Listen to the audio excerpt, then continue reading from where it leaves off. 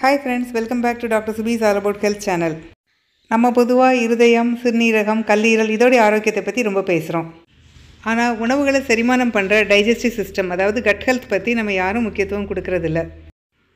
Digestive system அதாவது செரிமான மண்டலம் அப்படின்னா வாயிலிருந்து ஆரம்பித்து வயிறு, சிறுகுடல், பெருகுடல், ஆசனவாய் எல்லாமே இன்க்ளூட் ஆகும். டைஜஸ்டிவ் சிஸ்டம் 3 முக்கியமான ஃபங்க்ஷன்ஸ் பண்ணுது.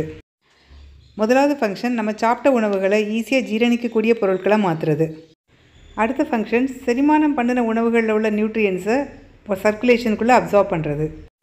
அடுத்தது தேவையில்லாத வேஸ்ட் ப்ராடக்ட்ஸை ஏனல் கனால் வழியோடி எக்ஸ்க்ரீட் பண்ணுறது. இந்த முக்கியமான ஃபங்க்ஷன்ஸை டைஜஸ்டிவ் சிஸ்டம் பண்ணுது. ஸோ நம்மளுடைய ஓவரால் ஹெல்த்தில் டைஜஸ்டிவ் சிஸ்டம் ஒரு முக்கிய பங்கு வகிக்குது. கட்டோட ஆரோக்கியத்திற்கு கட்டில் உள்ள மைக்ரோ பாக்டீரியா ரொம்ப முக்கியமானது. கட்டில் ட்ரில்லியன்ஸ் அளவில் பாக்டீரியா இருக்குது. இது எல்லாம் குட் பாக்டீரியா. இது தவிர பேட் பாக்டீரியாவும் இருக்கும். குட் பாக்டீரியாவோட அளவு அதிகமாக இருக்கும்போது குடலும் ஆரோக்கியமாக இருக்கும். நாம் எந்த மாதிரி உணவு சாப்பிட்றோங்கிறத பொறுத்து இந்த good bacteria bad bacteria balance alter ஆகும். குட் பாக்டீரியா அதிகமாக இருந்து குடலும் ஆரோக்கியமாக இருந்தால் தான் நம்ம ஃபிசிக்கலாகவும் மனதளவுலேயும் ஆரோக்கியமாக இருக்க முடியும். குடலோட ஆரோக்கியம் பாதிப்புக்குள்ளாகும் போது அது சில அறிகுறிகள் கொடுக்கும். அந்த அறிகுறிகள் என்னென்னங்கிறத இந்த வீடியோவில் பார்க்கலாம் வாங்க. நார்மலாக உள்ள பவல் ஹேபிட்ஸ் திடீர்னு மாறுறது. சில நாள் நார்மலாக போகும், சில நாள் வயிற்றுப்போக்கு இருக்கும், இல்லைன்னா சில நாள் மலச்சிக்கல் இருக்கும். அடுத்தது மோஷனில் ரத்தம் போகிறது. ஆரம்பத்தில் குறைஞ்ச அளவாக இருக்கும், அதுக்கப்புறம் போக போக கூடலாம். அடுத்தது வயிறு ஏற்றுக்கிட்ட மாதிரி இருக்குது, அதாவது ப்ளோட்டிங்.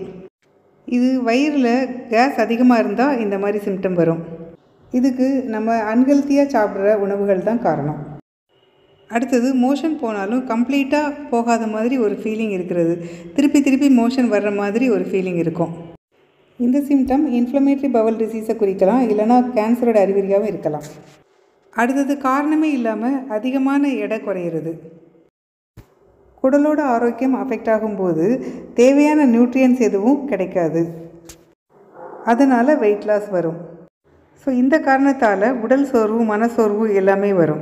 அதனால் எந்த வேலையும் ஆக்டிவாக பண்ண தோணாது. குடலோட ஆரோக்கியம் பாதிக்கப்படும் போது இரும்புச்சத்து மற்றும் நியூட்ரியன்ஸ் அப்சார்ப் பண்ணுறது கம்மியாகும். அதனால் இரத்த சோகை வரும். குறிப்பாக அயன் டிஃபிஷியன்சி அனீமியா வரும். அடுத்தது எல்லாருமே பொதுவாக சொல்கிற வயிறு வலி. அடிக்கடி வயிறு வலி வந்தால் அதை சாதாரணமாக நினைக்கக்கூடாது. இந்த அறிகுறிகள் எல்லாம் குடல் ஆரோக்கியமாக இல்லைங்கிறதுக்குரிய அறிகுறிகள். இந்த அறிகுறிகள் எல்லாம் ரொம்ப சாதாரணமாக தோணினாலும் அடிக்கடி இது வந்தால் டாக்டர் கட்டாயம் கன்சல்ட் பண்ணணும். ஓகே ஃப்ரெண்ட்ஸ், அடுத்த வீடியோவில் இன்னும் இன்ட்ரெஸ்டிங்கான விஷயத்தோடு உங்களை மீட் பண்ணுறேன். Until then take care, see you, bye bye.